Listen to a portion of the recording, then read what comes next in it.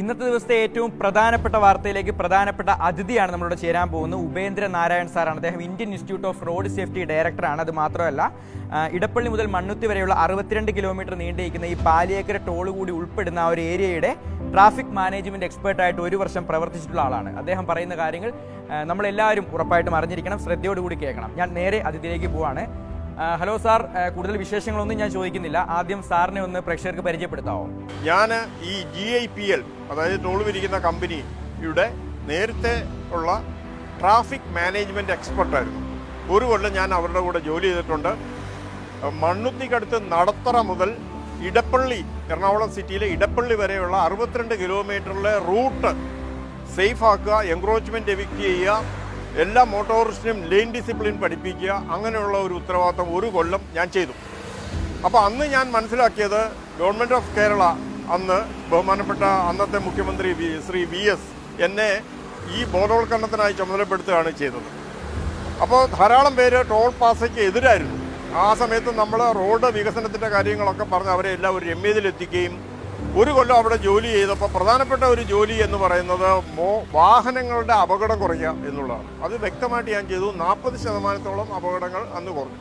ഇന്നത്തെ ദിവസത്തെ ഞങ്ങളുടെ ഏറ്റവും പ്രധാനപ്പെട്ട പ്രേക്ഷകരോട് പറയാനുള്ള കാര്യമാണ് ഇന്ന് രാവിലെ സാർ ഞങ്ങളെ അറിയിച്ചത്. കഴിഞ്ഞ 10 വർഷക്കാലമായിട്ട് പാലിയേക്കര ടോൾ ജനങ്ങളെ പറ്റിച്ചുകൊണ്ടിരിക്കുകയായിരുന്നു. അവർക്ക് നമ്മുടെ കയ്യിൽ നിന്ന് 1 രൂപ പോലും മേടിക്കാനുള്ള യാതൊരു അവകാശവും ഇല്ല എന്നാണ് സാറ് പറഞ്ഞത്. എന്താണ് സാറ് പറയുന്ന കാര്യങ്ങൾ എന്നുള്ളത് കേൾക്കാൻ ജനങ്ങൾ കാത്തിരിക്കുകയാണ്. സാർ പറയുമോ? പണി പൂർത്തീകരിക്കാത്ത ഒരു ഹൈവേ ആയിരുന്നു ഇന്ത്യയിലെ ആദ്യത്തെ പാത എന്ന് പറയുന്നത് KL1 മണ്ണുത്തി പാത. ഇവിടെ അന്ന് 75% മാത്രമാണ് പണി പൂർത്തീകരിച്ചത്. പക്ഷേ അവർക്ക് ഫണ്ട് ഇല്ല എന്നുള്ള ഒറ്റ കാരണം കൊണ്ട് കേരള ഗവൺമെൻറ്റും NHAയും കൂടി ഇവർക്ക് ഒരു കണ്ടീഷണൽ COD ആണ് കൊടുത്തത്.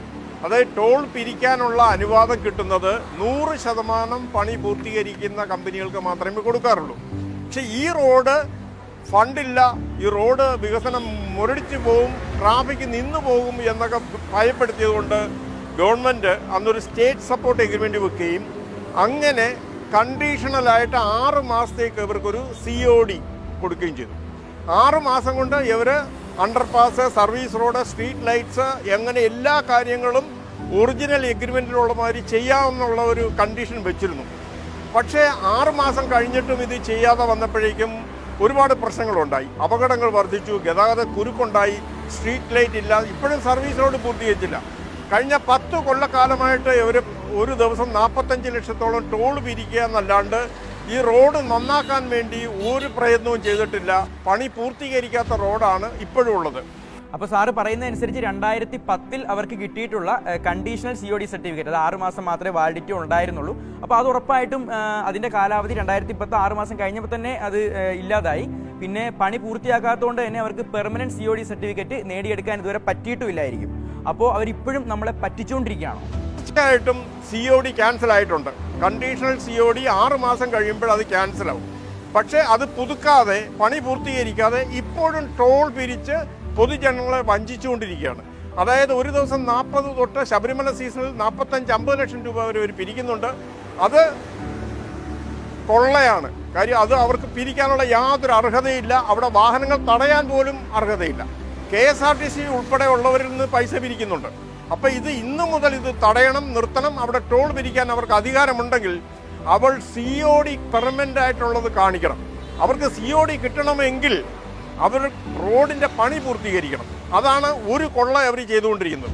രണ്ടാമത്തെ കൊള്ള എന്ന് പറയുന്നത്, നമുക്കറിയാം, നമ്മുടെ കൊച്ചിയിലെ മെട്രോ റെയിൽ വന്നു. എടപ്പള്ളി മുതൽ ആലുവ വരെ 10 കിലോമീറ്റർ മെയിൻ്റനൻസ് സ്ട്രെച്ചിൽ നിന്ന് മെട്രോ റെയിൽ ഏറ്റെടുക്കുകയാണ് ചെയ്തത്. അവിടെ സുന്ദരമായ റോഡ് 4 വരിപ്പാതയും 6 വരിപ്പാതയും മെട്രോ റെയിൽ പണിതു. ആ 10 കിലോമീറ്ററിൻ്റെ ടോൾ അവർ പിരിക്കാൻ പാടില്ല. ഇടപ്പള്ളി മുതൽ മണ്ണുത്തി വരെ 62 കിലോമീറ്ററിൻ്റെ ടോൾ പിരിക്കുമ്പോൾ അങ്കമാലി മുതൽ നടത്തറ വരെ, മണ്ണുത്തി വരെ 32 കിലോമീറ്റർ പുതിയ കൺസ്ട്രക്ഷനും 30 കിലോമീറ്റർ അങ്കമാലി മുതൽ ഇടപ്പള്ളി വരെ പഴയ റോഡ് മെയിൻ്റനൻസ് സ്ട്രെച്ചുമായിട്ടാണ് ഇവർക്ക് കൊടുത്തത്. അതിൽ 10 കിലോമീറ്റർ KMRL ഏറ്റെടുത്തു, കൊച്ചിൻ മെട്രോ ഏറ്റെടുത്ത് നന്നാക്കി നല്ല സുന്ദര കുട്ടപ്പനാക്കി. ആ 10 കിലോമീറ്ററിൻ്റെ പിരിവ് നിർത്തണം, അല്ലെങ്കിൽ അത് 62 നിന്ന് 52 കുറച്ച് പിരിവ് 75 രൂപ ഇന്നുള്ളതിന് 55 ആക്കണം എന്ന് പറഞ്ഞിട്ട് ഞാൻ പല നിവേദനങ്ങൾ കൊടുത്തു. നാഷണൽ വേ അതോറിറ്റിയുടെ വിജിലൻസ് ഡിപ്പാർട്ട്മെൻറ്റിന് പരാതി കൊടുത്തു. ഒന്നും നടന്നിട്ടില്ല. അപ്പോൾ ഇവർക്ക് ഉന്നത പിടിപാടുള്ളതുകൊണ്ട് കേരളത്തിലെ ഞാനും നിങ്ങളും ഒക്കെ മണ്ടന്മാരായതുകൊണ്ട് അവരിന്നും വണ്ടികൾ തടഞ്ഞ് ജനങ്ങൾക്ക് ബുദ്ധിമുട്ടുണ്ടാക്കി പിരിക്കുകയാണ്. ഇന്ന് രാത്രി മുതൽ ഈ ടോൾ പാസ ഒരിക്കലും താഴ്ത്താൻ പാടില്ല. അത് ബാരിയേഴ്സ് പൊക്കി വെക്കണം, ഫ്രീ ആയിട്ട് ആൾക്കാർക്ക് പോകണം എന്നാണ് എനിക്ക് പറയാനുള്ളത്. Thank you sir. Paliyekkara toll കൂടി ഉൾപ്പെടുന്ന 62 കിലോമീറ്റർ നീണ്ട ആ ഒരു പ്രദേശത്തിന്റെ ട്രാഫിക് എക്സ്പേർട്ട് ഹെഡായിട്ട് 1 വർഷം പ്രവർത്തിച്ച, അതായത് അത്രയും ഉത്തരവാദിത്തപ്പെട്ട ഒരു സ്ഥാനത്തിരുന്ന ഉപേന്ദ്ര നാരായൺ സാർ പറഞ്ഞത് തന്നെ ഒന്നുകൂടി ചുരുക്കി ഞാൻ ആവർത്തിക്കുകയാണ്. 100% യോഗ്യമായി റോഡോ പാലമോ ഒക്കെ പണി പൂർത്തിയാക്കുമ്പോൾ മാത്രം ടോൾ പിരിക്കുന്ന കമ്പനികൾക്ക് കിട്ടുന്നതാണ് permanent commercial operations day certificate അഥവാ COD സർട്ടിഫിക്കറ്റ്. ഇതുണ്ടെങ്കിൽ മാത്രമേ അവർക്ക് ടോൾ പിരിക്കാനുള്ള അവകാശമുള്ളൂ. 2010 പാലിയേക്കരയിൽ ഇപ്പോൾ ടോൾ പിരിക്കുന്ന കമ്പനിക്ക് അവർ 75% മാത്രം പണി പൂർത്തിയാക്കിയത് കൊണ്ട് കണ്ടീഷണൽ COD ആണ് കൊടുത്തത്. അന്ന് national highway of authority of ഇന്ത്യയും ഗുരുവായൂർ ഇൻഫ്രാസ്ട്രക്ചർ പ്രൈവറ്റ് ലിമിറ്റഡ് എന്ന പ്രൈവറ്റ് കമ്പനിയും തമ്മിലുള്ള എഗ്രിമെന്റ് അനുസരിച്ച് 6 മാസത്തിനകം പണി പൂർത്തിയാക്കുമെന്നാണ് പറഞ്ഞിരുന്നത്. എന്നാൽ 10 വർഷം കഴിഞ്ഞിട്ടും ഇന്ന് വരെ അവർ പണി പൂർത്തിയാക്കിയിട്ടുമില്ല, പെർമനന്റ് സർട്ടിഫിക്കറ്റ് നേടിയിട്ടുമില്ല. ഇദ്ദേഹം പറഞ്ഞത് ശരിയാണെങ്കിൽ ഇനി ഒരു നിമിഷം പോലും പാലിയേക്കര ടോളിൽ അവർക്ക് പണം പിരിക്കാനുള്ള അവകാശമില്ല.